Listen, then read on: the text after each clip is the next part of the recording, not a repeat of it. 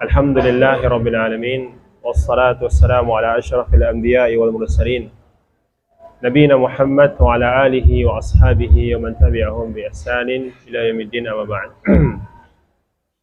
Saudara-saudara kaum muslimin yang semoga dirahmati Allah Subhanahu wa taala. Alhamdulillah, kita kembali bersyukur kepada Allah Subhanahu wa taala yang mana pada malam hari ini, malam yang agak gerimis Pak ya. Alhamdulillah, kita masih diberikan kesempatan oleh Allah Subhanahu wa taala untuk bisa hadir dalam majelis ilmu. Mudah-mudahan hal ini sebab bagi kita untuk mendapatkan keberkahan dan rahmat dari Allah Subhanahu wa taala.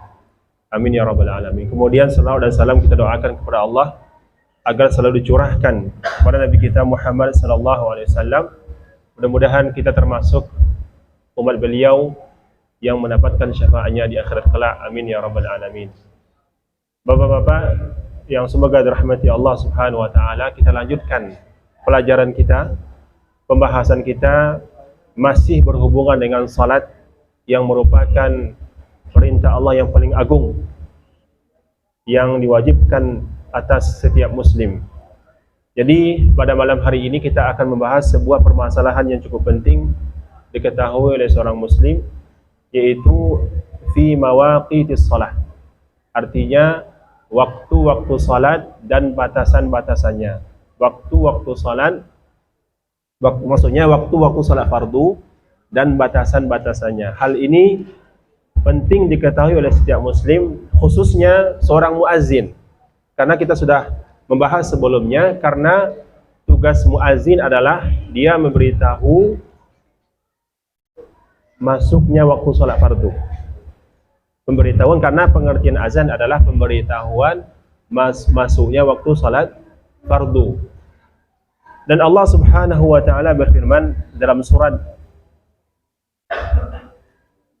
An-Nisa ayat 103. Ini dalil tentang bahwasanya salat fardu itu memiliki waktu yang ditentukan. Jadi kita nggak boleh salat wajib itu pada waktu sesuai kemauan kita.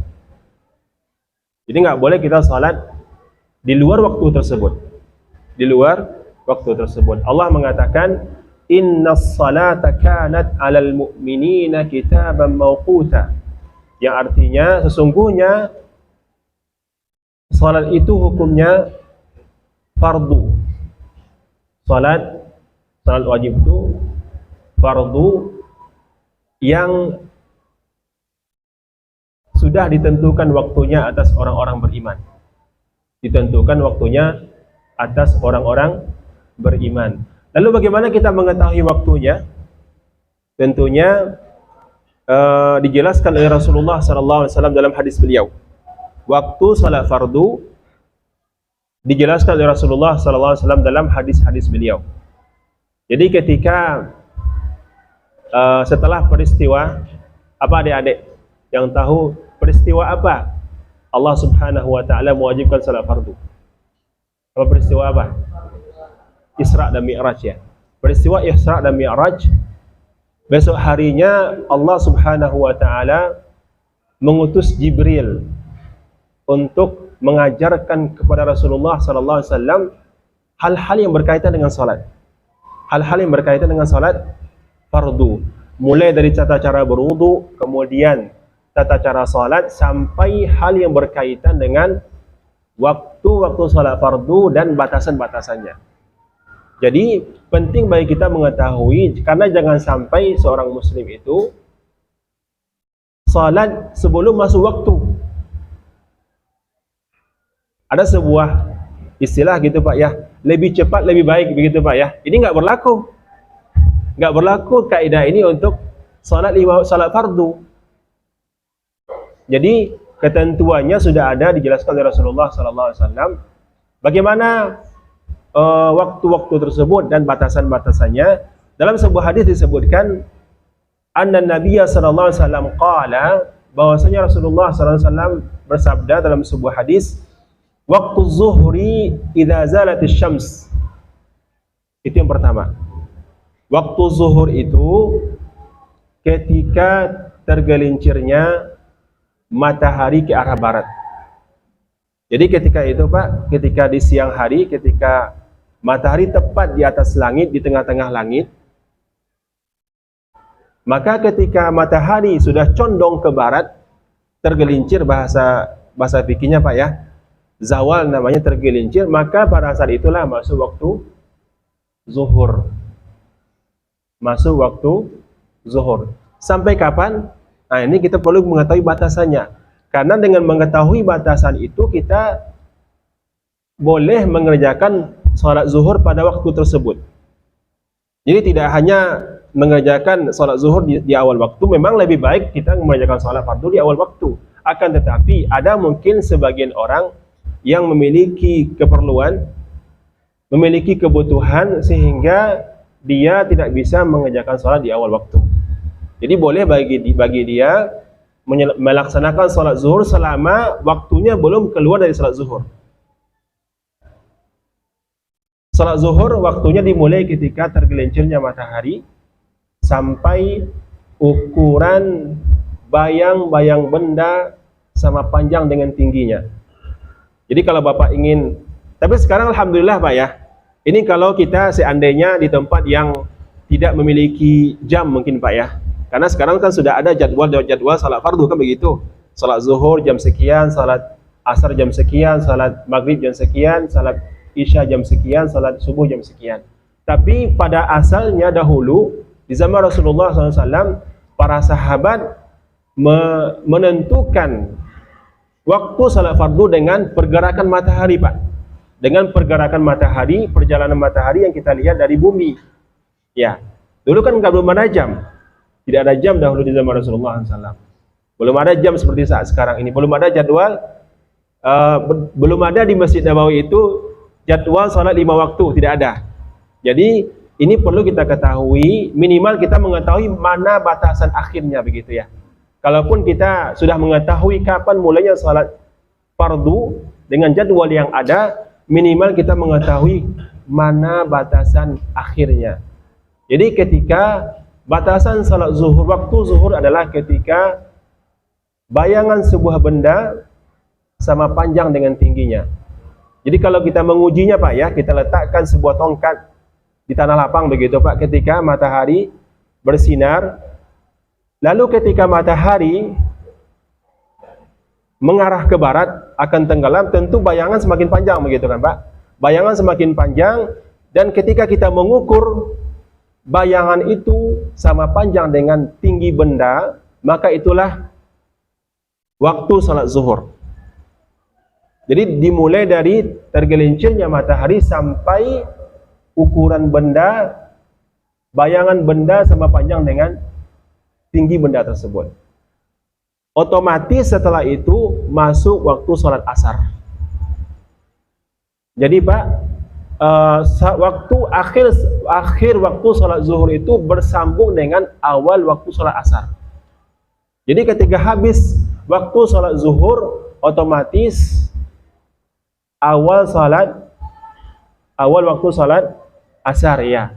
Jadi bagaimana awal waktu sholat asar? Ketika panjang bayangan benda sama panjang dengan tinggi benda itu awal waktu sholat asar. Awal waktu sholat asar. Dengan berakhirnya waktu sholat zuhur, maka mulailah awal waktu sholat asar. Sampai kapan? Sampai masuknya waktu maghrib. Sampai masuknya waktu maghrib. Kapan waktu maghrib? Ketika tenggelamnya matahari di barat. Jadi waktu asar Pak berawal ketika panjang bayangan sebuah benda sama panjang dengan tinggi benda tersebut, itu waktu sholat asar.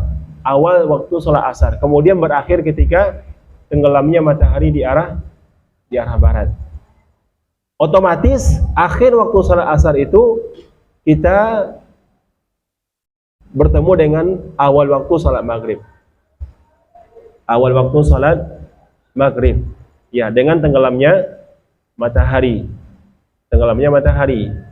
Dan waktu maghrib berakhir ketika masuknya waktu isya di saat, kalau kita mungkin di saat cerah, ketika tenggelamnya matahari, kita akan melihat warna merah Pak ya di ufuk barat. Namanya mega merah. Ya, ada warna merah di sebelah barat. Kalau itu sudah hilang, maka masuklah waktu sholat isya. Masuklah waktu sholat isya. Jadi selama itu belum hilang, kita masih boleh melaksanakan sholat maghrib, karena itu batasan-batasannya.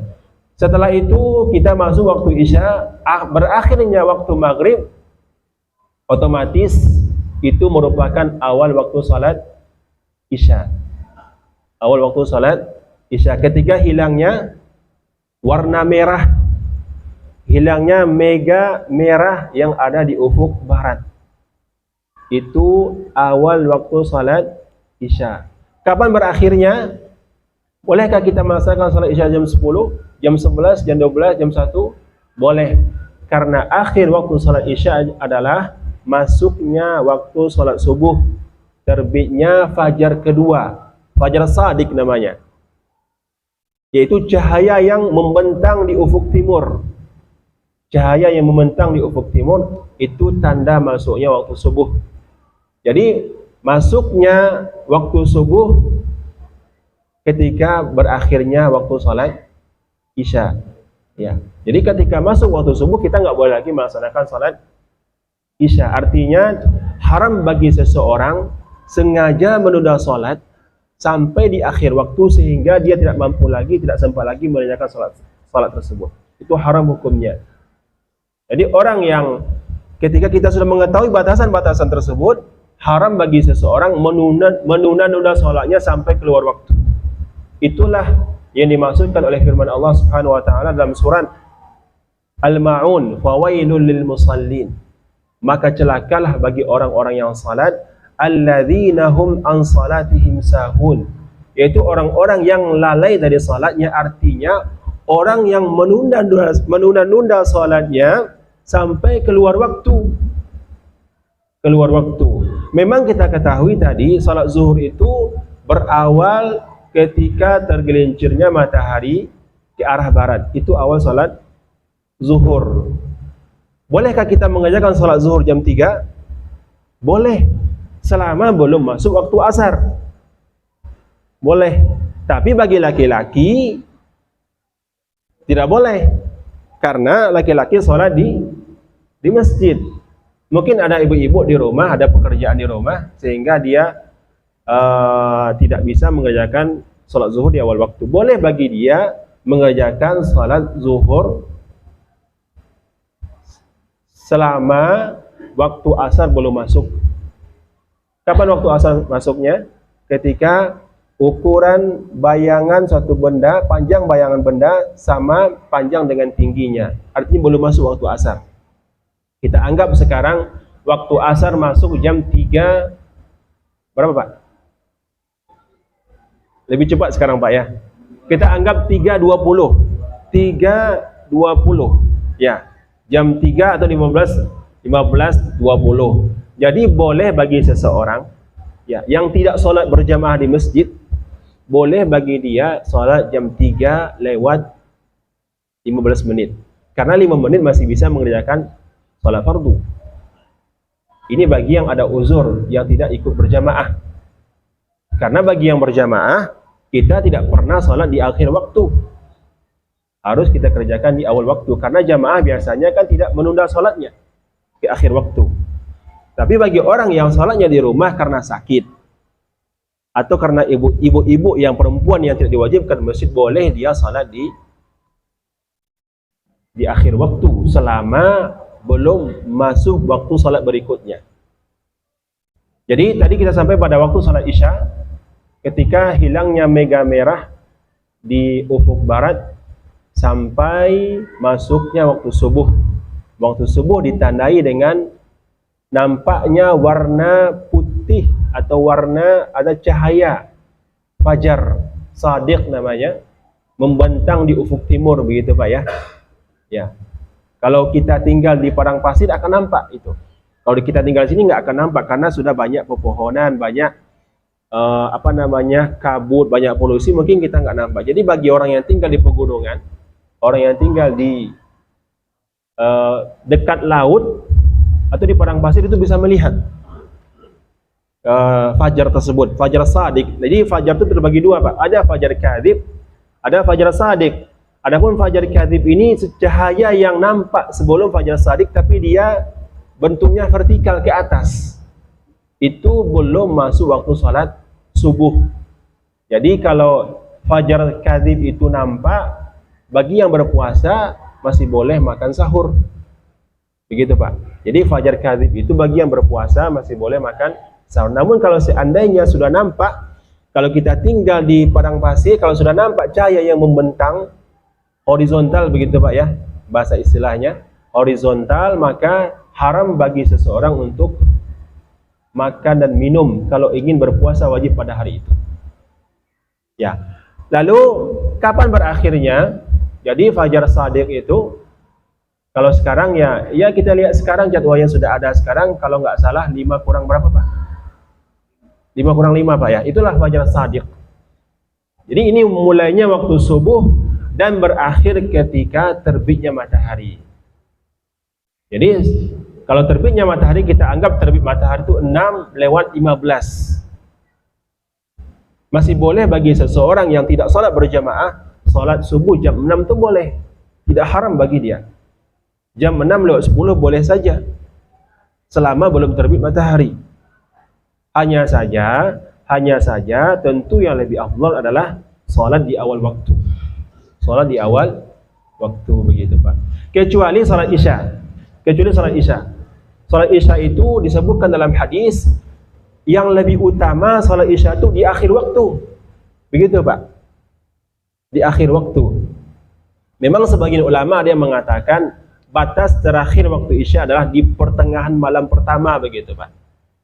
Ya, artinya kalau seandainya kita anggap malam itu jam 6:30, begitu Pak ya. Jam 6:30, kemudian subuh masuk jam 5.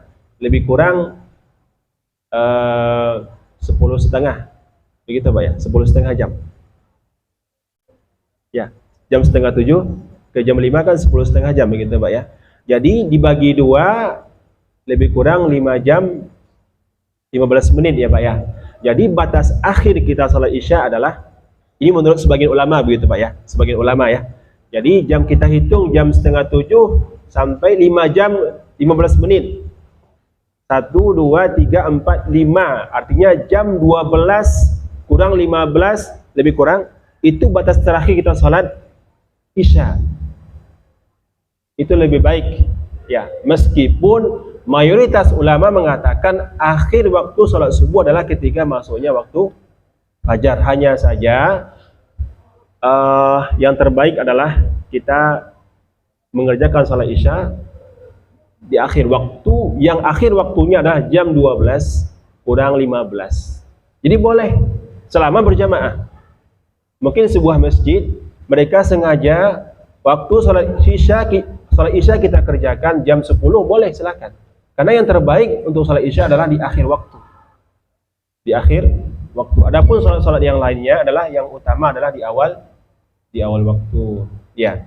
Jadi berkaitan dengan ini, kita kembali kepada kaidah tadi yang mungkin ada beberapa kaum muslimin yang salah memahami, mungkin karena dia ingin pergi cepat, ingin pergi ke pasar contohnya, ingin pergi ke pajak contohnya di pagi hari, dia melihat ke jadwal yang sudah ada, subuh masih 3 menit lagi. Ya, oh nggak apa-apa lah, bisa sholat, ini kan sudah nggak berapa lama lagi sholat subuh. Dia sholat pada saat itu Pak, nggak sah sholatnya. Ini pentingnya mengetahui waktu-waktu sholat dan batasan-batasannya. Meskipun 1 menit Pak, atau ketika dia bertakbir waktu belum masuk, baru setelah bertakbir waktu masuk, tetap nggak sah sholatnya, karena dia bertakbir belum masuk waktu. Ya mungkin ketika dia bertakbir gitu Pak, baru dia mendengarkan azan tanda masuknya waktu sholat, maka sholatnya tidak sah, harus diulang. harus diulang. Jadi tidak ada istilah lebih cepat, lebih baik. Begitu juga untuk seluruh salat fardu yang ada. Mempercepat 1 menit,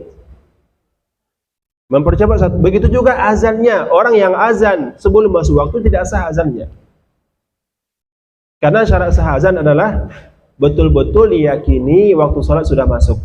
Waktu salat sudah masuk dengan melihat jadwal yang sudah ada. Ya, sekarang alhamdulillah banyak kemudahan sekarang, majunya teknologi, kita nggak perlu lagi harus keluar begitu Pak ya. Harus keluar, apalagi terkadang panas yang yang sangat menyengat begitu kan nggak mungkin, atau ketika cuaca mendung kita nggak bisa melihat. Jadi kita sudah bisa berpatokan ke jadwal yang sudah ada, tinggal sekarang pastikan ketika kita sholat itu, atau pastikan ketika kita azan sudah masuk waktu ya. Atau yang sholat di rumah kan tidak ada azan kalau di rumah begitu Pak ya, pastikan ketika dia sholat, ketika dia bertakbir itu waktu sudah masuk. Kalau tidak, sholatnya tidak sah. Dan bagi yang sengaja, bagi yang mengundur sholatnya karena uzur, karena lupa, karena ketiduran, maka itu tidak mengapa. Orang yang ketiduran setelah sholat zuhur, kemudian ketika terbangun, sudah masuk waktu asar,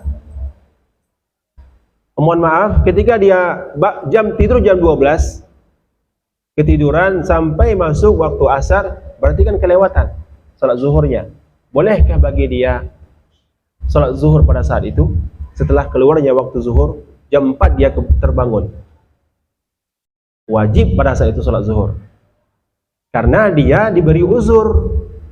Dia menunda salat, tidak mengerjakan salat pada waktunya karena ada uzur, ketiduran. Jadi ketika dia terbangun, wajib langsung melaksanakan salat zuhur. Jangan katakan pada dirinya, oh waktu sudah lewat, berarti sudah nggak ada lagi kewajiban bagiku. Tidak boleh. Tetap wajib bagi dia melaksanakan salat zuhur. Bedanya dengan orang yang sengaja, dia terbangun sebenarnya jam 2 begitu Pak ya, tapi dia nggak mau bangun. Ya nanti lagi lah, sebentar lagi lah sholatnya, sebentar lagi sholatnya. Itu jam 3, masih jam 3 udah sebentar lagi sholatnya. Sengaja dia tunda sampai keluar waktu, maka dia berdosa. Ini merupakan dosa besar.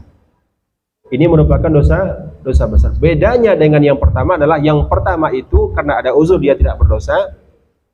Yang kedua ini dia berdosa dan wajib juga bagi dia untuk mengqadha salatnya. Wajib mengerjakan pada saat itu. Jadi permasalahan ini harus dipahami oleh setiap muslim agar jangan sampai dia keliru. Ya, ini berkaitan dengan sah atau tidaknya salat yang dia kerjakan. Sah atau tidaknya salat yang dia kerjakan. Kalau dia salat sebelum masuk waktu, maka salatnya tidak sah. Kalau dia menunda salatnya sampai akhir waktu, sampai keluar waktu salat tersebut, dia menunda salat zuhur sampai keluar waktu salat zuhur, masuk salat asar, maka dia telah melakukan dosa besar dan tetap wajib bagi dia mengqadha salat tersebut. Adapun orang yang ketiduran sampai keluar waktu salat, maka dia diberi uzur dan tetap wajib bagi dia mengerjakan salat tersebut. Baik, kita lanjutkan pada permasalahan berikutnya. Ini ada kaitannya dengan permasalahan yang kita bahas sekarang ini, yaitu syarat-syarat salat. Syarat-syarat salat. Yang pertama adalah Islam. Islam itu merupakan syarat sah dan syarat wajib salat. Jadi seseorang yang salat, kalau ingin sah salatnya, dia harus seorang muslim. Kalau non muslim yang salat, dia tidak sah salatnya. Karena syarat ibadah itu adalah keimanan, keislaman. Tidak terima ibadahnya. Begitu juga dengan ibadah-ibadah yang lain. Ada seorang non-muslim berpuasa, berzakat, haji, tidak sah salatnya, tidak sah puasanya, tidak sah hajinya. Tidak wajib bagi dia. Jadi seorang muslim wajib bagi dia mengerjakan salat. Salah satu syaratnya adalah Islam. Kemudian syarat kedua adalah berakal. Ini merupakan syarat wajib Jadi orang yang gila tidak wajib bagi dia mengerjakan salat, dan juga merupakan syarat sah salat.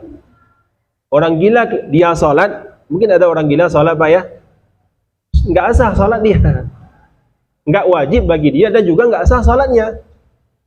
Ya mungkin dia berdiri, mungkin sebelum dia gila pernah menghafal bacaan-bacaan salat. Ada orang gila seperti itu kan Pak? Ada kan Pak ya? Dia masih ingat bacaan-bacaan ketika salat, enggak sah salatnya.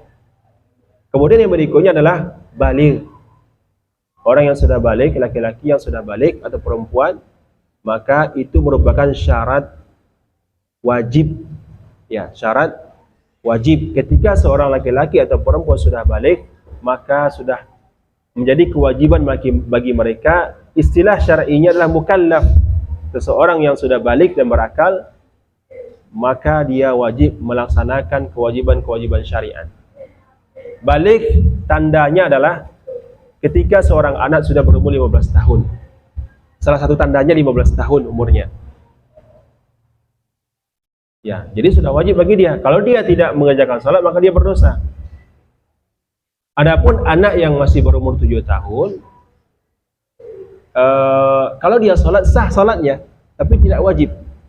Gitu Pak ya. Boleh saja. Jadi boleh kita bawa ke masjid anak yang masih 7 tahun, boleh. Karena salat yang dikerjakan sah. Jadi balik itu bukan syarat sah, tapi syarat wajib. Jadi yang wajib salat itu adalah orang yang balik, Islam, berakal dan balik. Tapi kalau mumayyiz artinya seorang anak yang sudah berumur 7 tahun. Salat yang dikerjakan sah, hanya saja tidak wajib bagi dia. Berdasarkan sabda Rasulullah SAW, muru auladakum bis salah lis-sab'in. Perintahlah anakmu mengerjakan salat ketika umurnya 7 tahun. Jadi kalau di bawah 7 tahun enggak usah kita perintah dulu, Pak. Ya, itu berdasarkan tuntunan Rasulullah SAW. Ya, kalau mereka mau silahkan, tapi tidak ada anjuran untuk memerintah salat anak yang masih berumur 5 tahun, 6 tahun atau umurnya di bawah dari itu. Jadi perintah Rasulullah SAW, anjuran beliau adalah ketika anak sudah berumur 7 tahun, baik laki-laki maupun perempuan, maka perintahkanlah mereka salat. Karena salat yang mereka kerjakan, kalau mereka melakukan, menyempurnakan rukun-rukunnya, melaksanakan syarat sahnya, maka salat yang dikerjakan hukumnya atau diterima oleh Allah Subhanahu wa taala, dan dia akan mendapatkan pahala atas salat yang dikerjakan tersebut. Kemudian yang berikutnya adalah syarat sah salat adalah at-taharatu minal hadatsaini ma'al qudrah. Ya. Suci dari hadas kecil maupun hadas besar. Itu syarat sah yang keempat. Sudah kita pelajari dahulu di pembahasan taharah, dan kita sudah belajar juga bagaimana tata cara bersuci dari hadas kecil, tata cara bersuci dari hadas besar.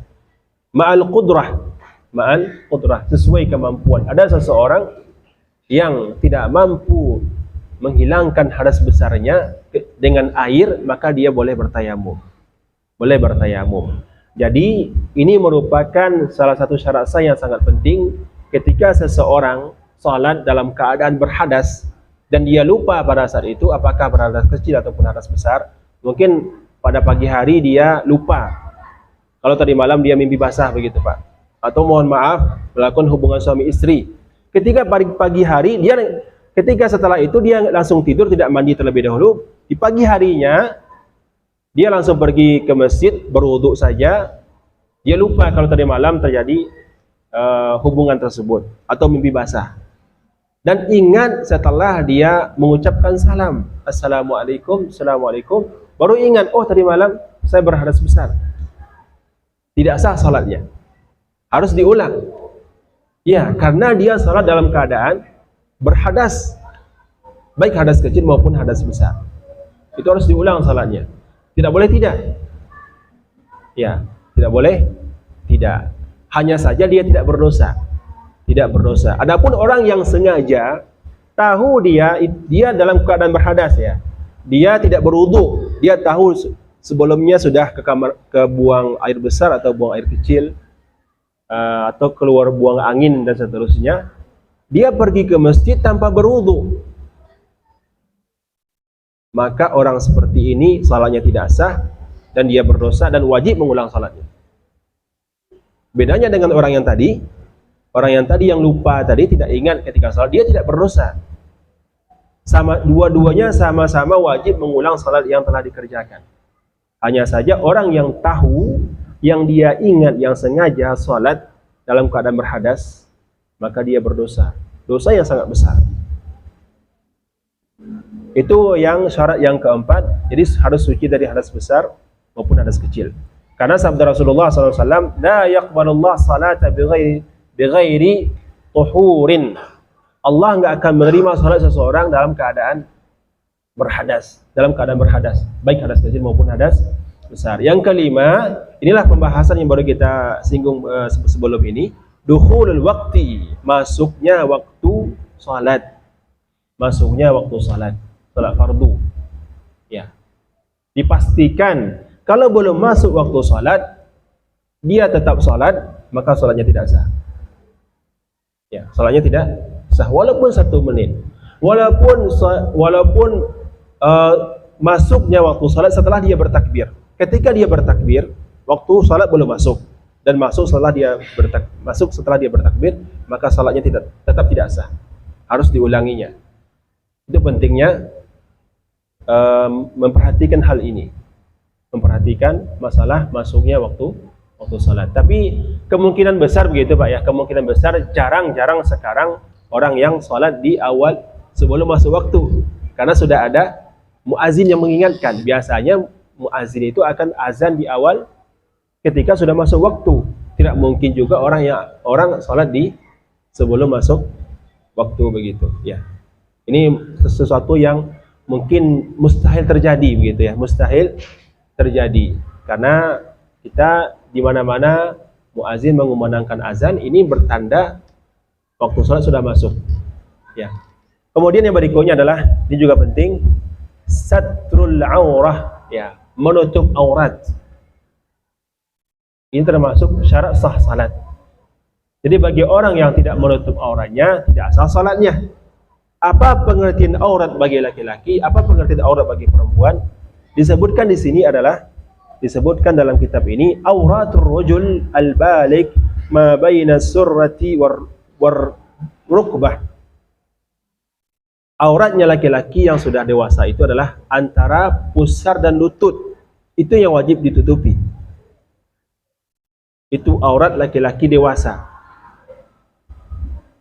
Jadi kalau seandainya seseorang yang salat hanya berbalutkan, mohon maaf Pak ya, handuk yang menutup bagian tersebut, maka sah salatnya. Karena itu bagian yang wajib ditutup. Hanya saja dalam hadis yang lain disebutkan ada keutamaan. Tentu kalau kita menutup seluruh tubuh kita, itu lebih baik. Karena perintah Allah, ya bani Adam khuzu zinatakum inda kulli masjid. Wahai anak cucu Adam, ambillah perhiasan kalian ketika akan pergi ke masjid.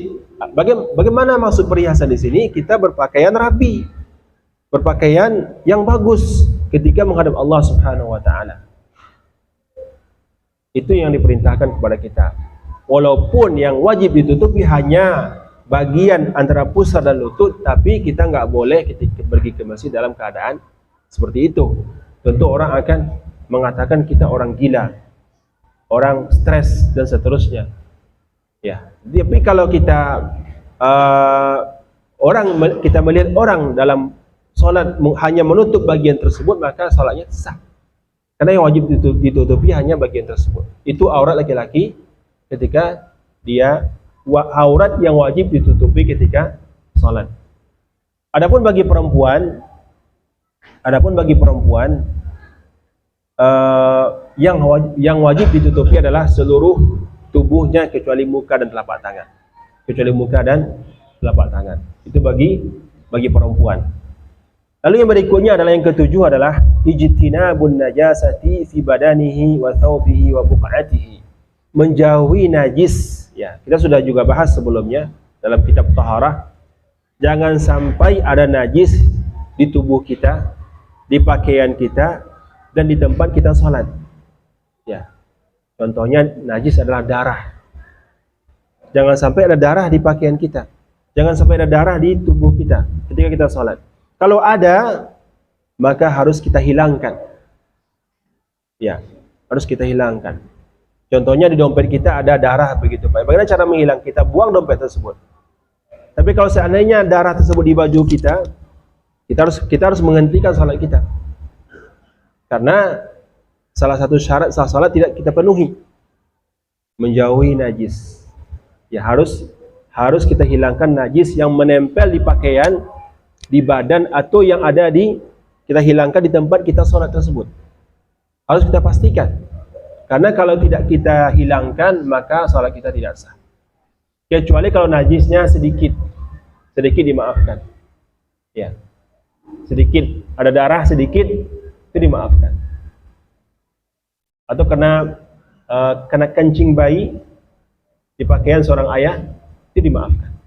Tapi kalau najisnya sudah banyak, itu nggak bisa. Ya, kalau seandainya najis itu menempel pada sesuatu yang bisa kita lepaskan ketika sholat, maka lepaskan saja, nggak usah kita membatalkan sholat. Contohnya begini Pak ya, najisnya di jaket kita. Mungkin bagi kita untuk melepaskan jaket tersebut tanpa membuka pakaian, maka tidak perlu kita membatalkan sholat. Tidak perlu membatalkan sholat. Cukup melepaskan jaket tersebut. Cukup melepaskan jaket tersebut. Kemudian syarat sah berikutnya adalah istiqbalul qiblah ma'al qudrah, menghadap kiblat. Ya, menghadap kiblat. Kalau kita sholat di masjid, kita bisa mengenal atau mengetahui kemana arah kiblat. Tapi terkadang kalau kita di luar begitu Pak ya, melakukan perjalanan singgah di sebuah tempat yang mungkin tidak ada masjid di situ, hanya sebuah bangunan atau rumah makan, kita harus pastikan kemana arah kiblat pada saat itu. Jangan diterka-terka, atau jangan kita menghadap kemana yang rasa kita ini kayaknya nggak boleh seperti itu. Harus dipastikan dengan cara bertanya. Itu yang pertama. Bertanya kepada orang yang tinggal di situ, kemana arah barat. Biasanya kalau arah kiblat di negara kita kan arah barat begitu Pak ya. Kalau seandainya kita hanya kalau kita tidak bertanya pada saat itu, kita menghadap perkiraan kita saja, maka salat kita nggak sah. Salat kita, dan diketahui setelah kita salat ternyata kita membelakangi kiblat, maka salatnya tidak sah. Salatnya tidak sah. Orang yang salat melenceng dari arah kiblat, ya melenceng. Bagaimana batasan melenceng tersebut? Batasan melenceng kalau seandainya arah kiblat itu lebih dari 45 derajat. 45 derajat. Kita sekarang menghadap ke arah barat begitu Pak ya. Kalau kita menghadap ke arah utara lebih dari, jadi begini, setengah siku-siku gitu Pak ya. Kalau 45 derajat kan 45 derajat kan setengah siku-siku. Jadi kalau kita mengarahkan seperti ini, tidak sah salatnya. 45 derajat lebih. Tapi kalau hanya 30 derajat, kemudian 30 derajat, 35, tidak masalah. Hanya saja kita meninggalkan yang lebih utama. Yang utama adalah pas menghadap ke arah barat. Sekarang kan sudah canggih Pak ya. Kita sudah bisa menentukan, kita letakkan sebuah alat di situ. Setelah itu kita akan mengetahui kemana arah kiblat. Jadi kalau seandainya kita mendapati ada sebuah masjid yang banyak yang sekarang yang dirubah arahnya begitu, agak dimiringkan sedikit, sebenarnya kalau dahulu pun mereka tetap seperti itu nggak ada masalah. Ya, karena tidak terlalu jauh melencengnya begitu. Tapi sebenarnya tentu yang ini lebih utama begitu ya. Kalau pas ke arah kiblat itu lebih utama sebenarnya. Tapi kalau melenceng sedikit nggak ada masalah. Karena memang arah kiblat arah barat. Ini penting juga bagi seorang muslim mengetahui, karena ini berkaitan dengan syarat sah salat, syarat sah salat. Kalau dia tidak menghadap kiblat, maka salatnya tidak sah. Kemudian yang berikutnya adalah niat. Ya, niat dalam kitab ini disebutkan bahwasanya niat merupakan salah satu syarat sah salat. Apa itu niat? Niat artinya azmul qalbi ala fi'li syai'. Keinginan hati kita untuk mengerjakan sesuatu. Perlu nggak dilafazkan, Pak? Kalau Bapak pergi ke masjid mau ngapain? Pasti mau salat. Itulah niat. Kalau kita sahur, kita mau ngapain? Mau berpuasa, itulah niat. Jadi nggak perlu kita harus mengatakan sengaja aku sholat, karena pada asalnya niat itu letaknya di hati. Niat itu letaknya di hati. Mungkin sebagian orang yang ditimpa rasa was-was begitu ya Pak ya, rasa was-was, tidak mantap hatinya, kalau dia nggak melafazkan itu nggak ada masalah. Sebagian ulama mengatakan nggak masalah. Tapi kalau kita sudah mantap hati kita dengan niat tersebut sebelum kita ke masjid, ketika kita mendengar suara azan, salat zuhur contohnya, berarti kita kan pergi ke masjid ingin salat zuhur, itu sudah niat. Nggak boleh kita melafazkan. Tapi ada sebagian orang yang ditimpa rasa was-was, kalau dia nggak melafazkan, dia nggak tenang, dia nggak mantap rasanya. Silakan saja. Tapi yang pada asalnya adalah yang sesuai dengan sunnah Rasulullah SAW adalah niat itu tidak dilafazkan. Dan juga tidak ada sahabat-sahabat Rasulullah yang melafazkan niat sebagaimana yang sering kita dengar di zaman sekarang. Ya, yang sering kita dengar di zaman sekarang. Begitu juga ketika berpuasa, niat itu dalam hati. Tidak ada lafaz, tidak ada dalam hadis Rasulullah SAW ataupun perbuatan sahabat menunjukkan kalau niat itu dilafazkan. Bahkan tabi'in, ulama-ulama terdahulu tidak ada juga yang melafazkan niat sebagaimana yang kita lihat di zaman sekarang. Ini lebih kurang yang berkaitan dengan syarat sah salat. Ada 9 begitu Pak. Yang pertama kita ulangi, Islam itu merupakan syarat wajib, kemudian berakal, kemudian balik, kemudian taharah dari 2 hadas, hadas kecil maupun hadas besar, kemudian yang kelima masuknya waktu, kemudian menutup aurat, lalu menjauhi najis, ya, menghindari najis yang ada yang mengenai badan, pakaian ataupun tempat kita salat. Itu harus kita hindari. Kemudian menghadap kiblat, lalu yang berikutnya yang terakhir adalah niat. Setelah itu baru kita masuk kepada pembahasan inti yang merupakan hal-hal yang berkaitan dengan perbuatan dan bacaan dalam salat. Kalau yang tadi itu Pak, syarat sah itu sesuatu yang ada di luar salat, yang kita lakukan sebelum salat.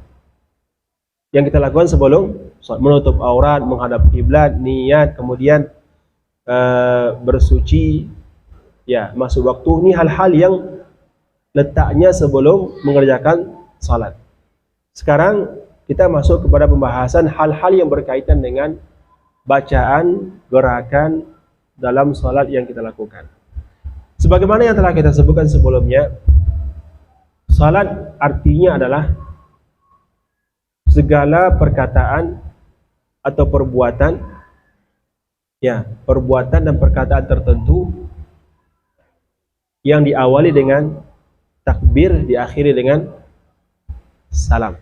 Ya, perkataan dan perbuatan tertentu yang diawali dengan takbir, diakhiri dengan salam. Para ulama menyebutkan secara umum perkataan dan perbuatan tersebut terbagi 3. Perkataan dan perbuatan, karena dalam salat yang kita lakukan hanya berupa perkataan dan perbuatan. Bacaan Pak ya, tidak ada bacaan itu di hati, nggak boleh. Orang dia baca Al-Fatihah dalam hati nggak boleh, nggak sah salatnya Pak. Ada yang bertakbir dalam hati, nggak boleh. Karena pengertian salat adalah bacaan, aqwal dan perbuatan yang diawali dengan takbir dan diakhiri dengan salam. Jadi secara umum terbagi kepada 3. Yang pertama adalah rukun salat, kemudian yang kedua adalah syarat yang kedua adalah wajib salat. Yang pertama rukun salat, yang kedua adalah wajib salat, yang ketiga adalah sunnah salat. Rukun dan wajib ada perbedaannya. Di antara rukun salat adalah Al-Fatihah, begitu Pak ya. Dan di antara wajib salat adalah membaca lafaz Sami Allahu liman hamidah. Perbedaan rukun dengan wajib adalah rukun kalau seandainya kita tinggalkan karena lupa, maka salat kita tidak sah. Salat kita tidak sah. Minimal yang tidak sah itu adalah rakaat yang tertinggal rukunnya. Adapun takbiratul ihram kalau kita tinggalkan walaupun kita lupa, maka salat kita tidak sah. Ini banyak terjadi kalau ketika seseorang masbuk mendapati imam sedang ruku atau sujud, dia langsung sujud tanpa takbiratul ihram terlebih dahulu. Lupa dia, nggak sengaja dia meninggalkan takbiratul ihram. Maka takbiratul ihram ini merupakan rukun salat, tidak sah salatnya. Ini berkaitan dengan takbiratul ihram. Seseorang yang meninggalkan rukun ini, khusus takbiratul ihram, maka salatnya tidak sah. Meskipun dia tinggalkan karena lupa. Adapun rukun-rukun yang lain, membaca Al-Fatihah, ruku', lupa dia mengerjakannya, maka yang tidak sah adalah rakaat yang terlupa rukun tersebut. Contohnya begini Pak, rakaat pertama dia lupa ruku', dia salat sendirian contohnya, di rumah begitu Pak ya, salat sendirian. Karena kita nggak tahu, mungkin ada yang mengganggu dia, tidak khusyuk salatnya, dia langsung sujud, membaca Al-Fatihah, kemudian baca surat pendek, langsung sujud. Baru teringat pada rakaat kedua bahwasanya dia belum rukun. Ya, maka yang batal adalah rakaat yang tertinggal rukun tersebut. Yang batal rakaat pertama. Jadi rakaat pertama itu tidak dianggap. Jadi yang rakaat kedua itu sekarang yang menjadi mengganti rakaat pertama. Karena rakaat pertama tidak sah. Karena rukunnya tertinggal meskipun dia lupa. Di rakaat pertama itu tidak sah. Karena rukunya tertinggal ataupun sujud tertinggal. Sujud 2 kali. Dia lupa sujud kedua. Kalau sujud keduanya lupa dia kerjakan, maka dia salat rakaat pertama tersebut tidak sah hukumnya.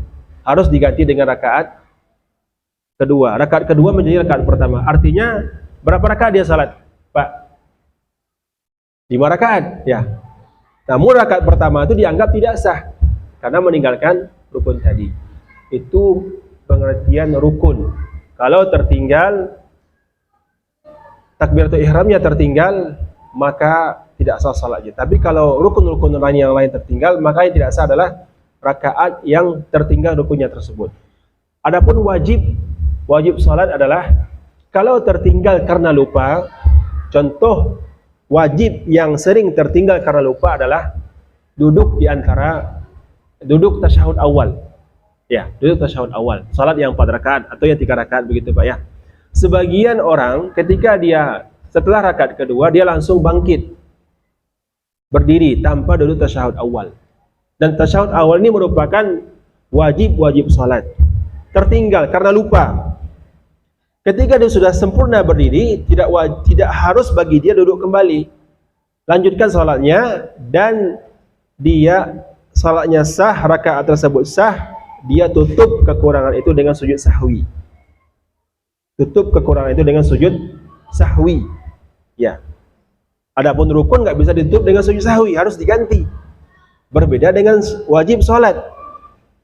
Jadi boleh tertinggal karena lupa, tapi diganti dengan sujud sahwi sebelum salam. Adapun sunnah salat, yaitu perkataan, bacaan-bacaan atau gerakan-gerakan yang kalau ditinggalkan tidak mempengaruhi sahnya salat seseorang. Hanya saja kalau ditinggalkan akan berdampak tidak sempurnanya pahala yang dia dapatkan. Apa contoh? Bacaan sunnah, doa istiftah.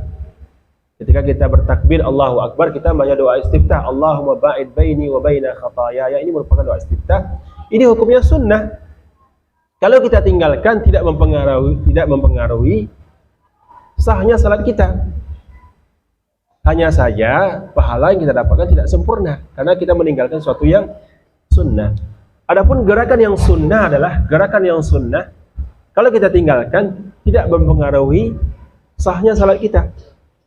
Seperti gerakan mengangkat tangan ketika takbir.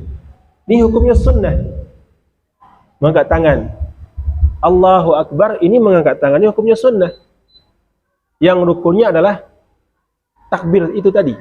Allahu Akbar. Adapun mengangkat tangan dan bersedekap seperti ini hukumnya sunnah. Kalaupun kita ketika salat Allahu Akbar begini saja, tidak batal salat kita. Sah salat kita. Hanya saja kita mendapatkan pahala yang kurang. Ya, pahala yang kita dapatkan tidak sempurna karena meninggalkan sesuatu yang sunnah.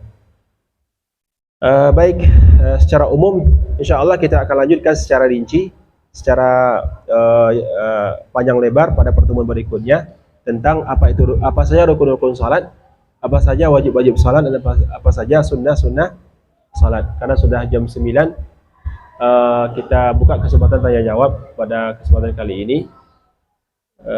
Bagi yang ingin langsung bertanya silahkan, bagi yang ingin bertanya melalui tulisan juga silahkan. Saya akhiri, subhanaka Allahumma wa bihamdika asyhadu an la ilaha illa anta astaghfiruka wa atubu ilaik. Assalamualaikum warahmatullahi wabarakatuh.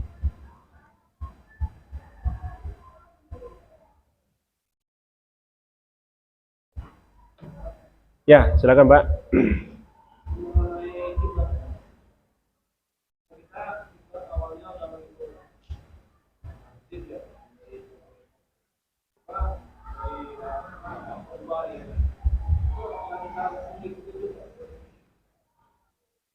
Apabila hal itu datang dari pemerintahan kita, tentu itu merupakan menjadi rujukan kita begitu Pak ya. Sebenarnya kalaupun kita tidak mengikuti hal itu, tapi sebagai warga negara, sebagai warga negara yang mengaku beriman kepada Allah, wajib bagi kita taat kepada pemimpin dalam hal-hal yang baik, dalam hal-hal yang ma'ruf, apalagi berhubungan dengan hal tadi. Ya, ketika pemerintah menyuruh hal itu, maka wajib bagi kita untuk mentaati. Pemerintah menyuruhkan agar masjid-masjid yang ada di Indonesia agar mengikuti arah kiblat yang telah ditentukan oleh pemerintah, tanpa harus merubah. Iya, karena kita punya pemerintah sendiri begitu Pak ya. Sama halnya dengan berkaitan dengan puasa atau sholat Idul Fitri, puasa Zulhijjah, puasa Arafah, kita mengikuti apa yang disampaikan oleh pemerintahan kita. Ya. Selama itu dalam kebaikan, ya. Dan tidak mungkin mereka menyampaikan sesuatu yang menyelisihi yang benar begitu Pak. Maka wajib bagi kita untuk mentaati selama itu kebaikan. Ya. Allahu a'lam. Silakan Pak, ya Pak.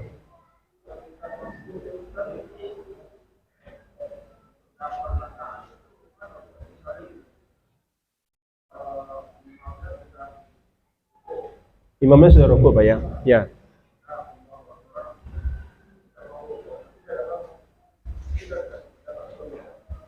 Baik, ini kasus seperti ini banyak terjadi. Ya, bagi seorang Muslim ketika dia pergi ke masjid, terkadang orang masbuk itu dia berusaha untuk cepat-cepat begitu Pak ya, cepat-cepat kan, agar jangan sampai ketinggalan begitu. Ini jangan dilakukan. Ini hukumnya makruh. Jadi kita tetap jalan pelan. Apapun yang kita dapati pada saat itu yang kita lakukan. Ketika kita mendapati imam sedang rukuk, maka kita rukuk. Ketika kita mendapati imam sedang sujud, maka kita sujud.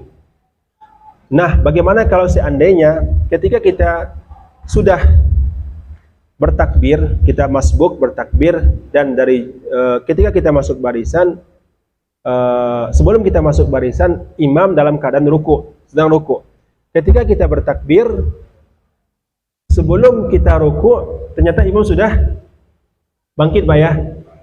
Kita lihat dahulu, kalau seandainya ketika kita ruku, akan ruku, memungkukkan badan kita, dan imam sudah sempurna berdirinya, Pak, sudah sempurna berdirinya, maka kita tidak mendapatkan satu rakaat. Ya, sudah sempurna berdirinya. Kita perkirakan saja, kira-kira imam ini sudah sempurna atau belum berdirinya ketika kita mau ruku. Ya, kalau sudah sempurna berdirinya dan kita baru ruku, maka kita tidak mendapatkan satu rakaat. Tidak terhitung satu rakaat. Tapi kalau seandainya kita sudah sempurna ruku kita, imamnya belum sempurna berdirinya, karena rukuk minimal itu, Pak, memungkukkan badan dan tangan kita itu sampai menyentuh lutut. Itu minimal rukuk seseorang. Rukuk minimal itu ketika seseorang berdiri. Coba Gilang, bagaimana tuh Gilang? Coba berdiri sebentar.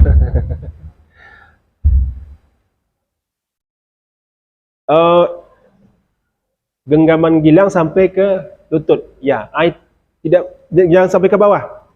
Genggam lutut.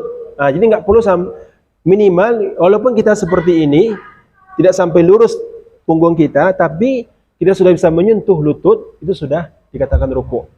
Gitu, Pak. Tapi hanya saja ini tidak sempurna. Ya, jadi ketika kita ruku dan imam sudah sempurna berdiri, maka kita tidak mendapatkan satu rakaat. Ya. Gitu, Pak. Tapi kalau seandainya ketika kita sudah ruku, imam kita dapati belum, mungkin susah untuk menebaknya, Pak ya. Karena kita kan terkadang masbuk itu kan di belakang, mana mungkin masbuk di depan. Ya kan, Pak? Kecuali kalau safnya cuma 2 orang, ya kan. Safnya yang jamaahnya cuma 2 orang, 1 orang gitu, Pak ya. Istilahnya dia yang azan, dia yang dia yang qomat, dia yang imam, bahkan kadang dia yang makmumnya ada, kemudian datang berapa orang. Jadi kalau kita pastikan, perkirakan saja, Pak. Kalau kayaknya imamnya yakin saya ini belum sempurna berdirinya ketika saya rukuk nih, maka kita mendapatkan rakaat. Tapi kalau seandainya meskipun kita sudah rukuk gitu, Pak ya, tapi kita yakin ini imam sudah sempurna berdirinya, jangan dianggap itu sebagai satu rakaat. Ya, terkadang orang ini kan menganggap saja ini satu rakaat, itu salah. Ini disebutkan oleh para ulama, jadi jangan kita menyepelekan masalah ini. Ya, ada sebagian orang, Pak, sebagian orang kan begini, ketika imamnya sujud, dia takbir kemudian ruku, kemudian menyusul imam sujud. Ada kan seperti itu, Pak? Ya, orang yang nggak paham kan? Iya, dihitung satu rakaat, padahal itu nggak satu rakaat. Itu salah. Dia bertakbir kemudian pikir dia kan boleh, dia bisa menyusul imam, dia takbir atau ihram, kemudian ruku dia, kemudian sujud. Dia beranggapan sudah bisa menyusul imam dan itu satu rakaat. Salah, itu nggak sah salahnya ini. Jadi ketika imam salam, dia mungkin tertinggal pada rakaat pertama. Ketika imam salam, dia juga salam. Oh, ini salah, ini keliru, ini nggak betul ini. Kalau dia sengaja berdosa dia, Pak. Tapi kalau dia nggak tahu, ya mudah-mudahan Allah memaafkan. Tidak ada wajib bagi dia mengulang. Karena dia nggak tahu gitu ya, karena jahil. Kalau dia tahu, mungkin dia malas menambah satu rakaat lagi, ya kan? Ya kan? Ada seperti itu. Mungkin beberapa kali mungkin kita orang yang beberapa kaum muslimin harus kita ingatkan. Harus kita ingatkan. Atau ada yang lebih parah. Dia masuk bersama imam pada rakaat kedua. Rakaat kedua, Pak, atau rakaat ketiga. Imam salam, ini salat 4 rakaat. Imam salam, dia pun salam. Tidak, seharusnya kan dia duduk bangkit lagi untuk menambah 2 rakaat lagi. Ada juga seperti itu. Ini karena sebab kebodohan. Padahal ini ibadah yang sangat agung, yang tidak boleh bagi seorang muslim meninggalkan ibadah ini kapanpun sampai dia meninggal, bagi seorang laki-laki. Bahkan dalam medan pertempuran pun nggak boleh kita tinggalkan.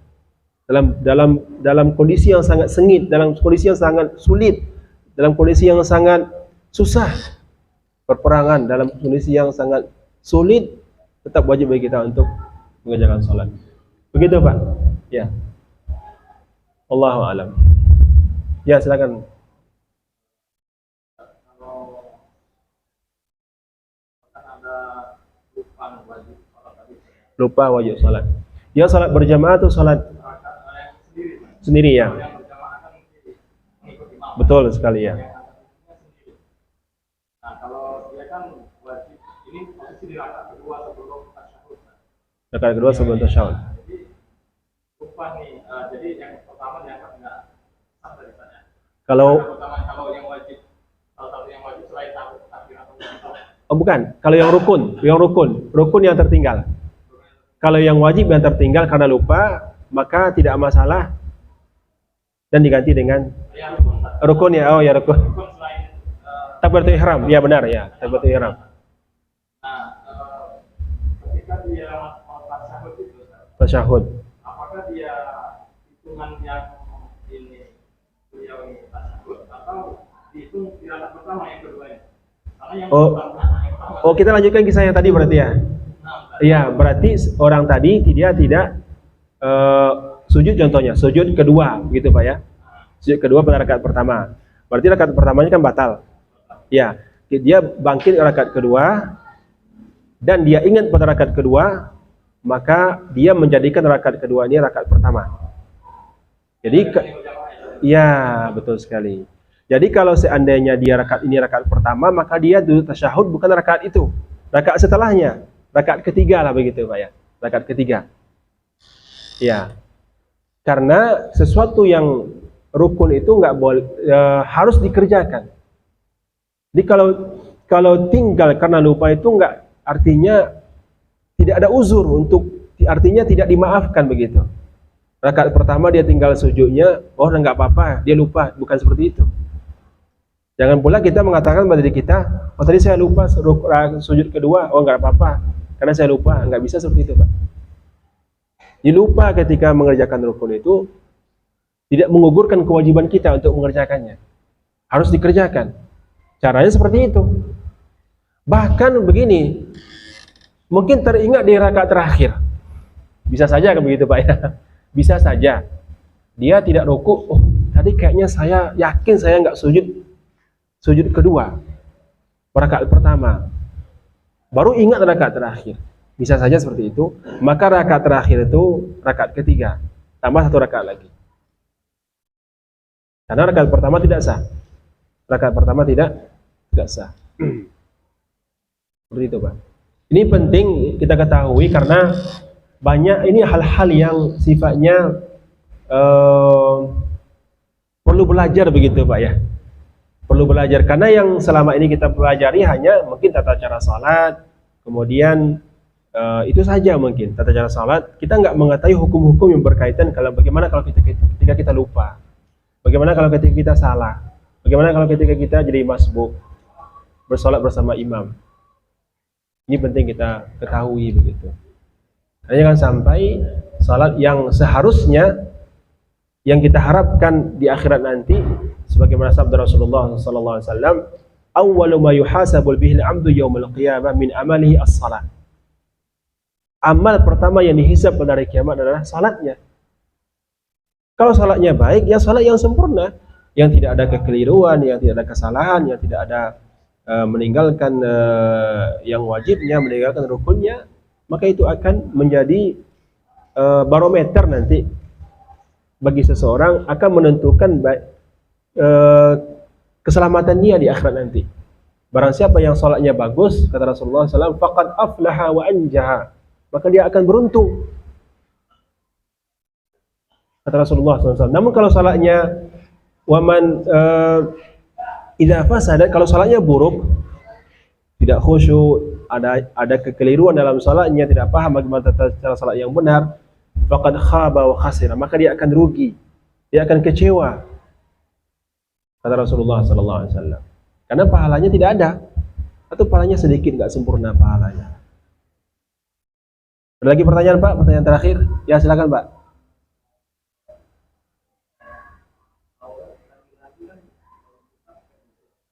Betul.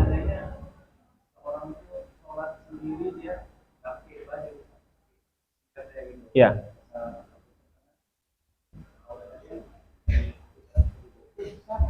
Sah salatnya Pak. Hanya saja hal seperti itu tidak utama begitu Pak. Ya.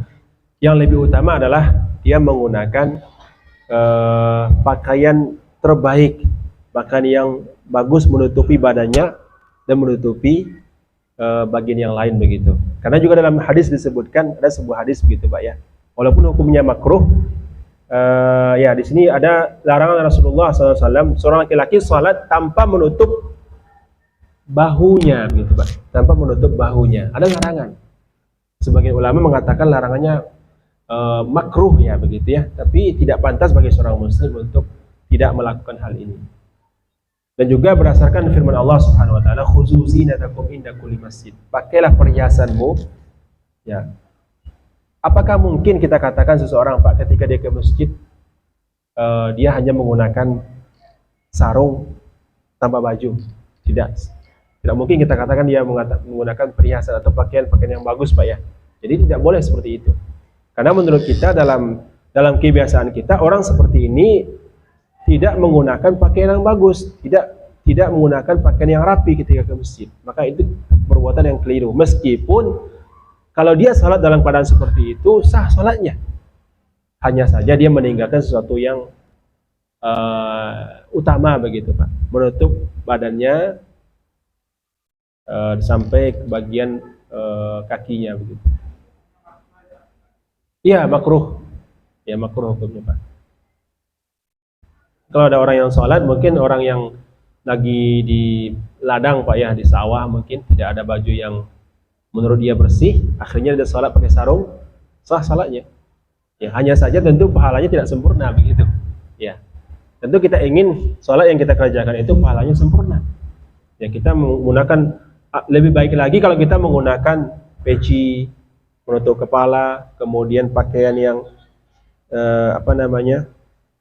yang menutup ya jubah begitu Pak ya, pakaian yang menutup ya seperti inilah, gamis seperti itu ya, jubah dan seterusnya. Adapun orang yang bagaimana kalau seandainya pakaiannya itu tipis ya, ada sebagian pakaian itu kalau dipakai masih menampakkan kulit seseorang, maka itu tidak sah salatnya, karena sama saja dia tidak berpakaian ya, atau berpakaian ketat, pakaian ketat ya. Ada sebagian laki-laki itu menggunakan pakaian ketat ya, pakai pakaian ketat Pak ya, ya tipis ya, mungkin nggak tipis tapi ketat, dia membentuk tubuhnya ya, pahanya nampak gitu, tipis. Ini menurut sebagian ulama, mayoritas ulama mengatakan tidak sah salatnya. Percuma, karena kan nampak bagian auratnya. Jadi kita lebih baik kita menghindari hal tersebut, menggunakan pakaian yang longgar begitu Pak, celana yang longgar. Boleh kita menggunakan celana, tapi celananya longgar dan tidak transparan, ya. Wallahu alam, mudah-mudahan bermanfaat. Insyaallah kita lanjutkan pada pertemuan berikutnya. Dan juga sebenarnya kalau nggak salah pembahasan fikih juga ada di tempat lain dipelajari Pak dia ya. Mudah-mudahan ini sebagai tambahan juga, dan juga bisa nanti dibahas di tempat yang lain insyaallah, lebih dimatangkan juga di tempat yang, atau lebih didalami lagi di tempat yang lain begitu. Kita akhiri dengan doa kafaratul majlis. Subhanaka Allahumma wa bihamdika asyhadu an la ilaha illa anta astaghfiruka wa atubu ilaik. Assalamualaikum warahmatullahi wabarakatuh.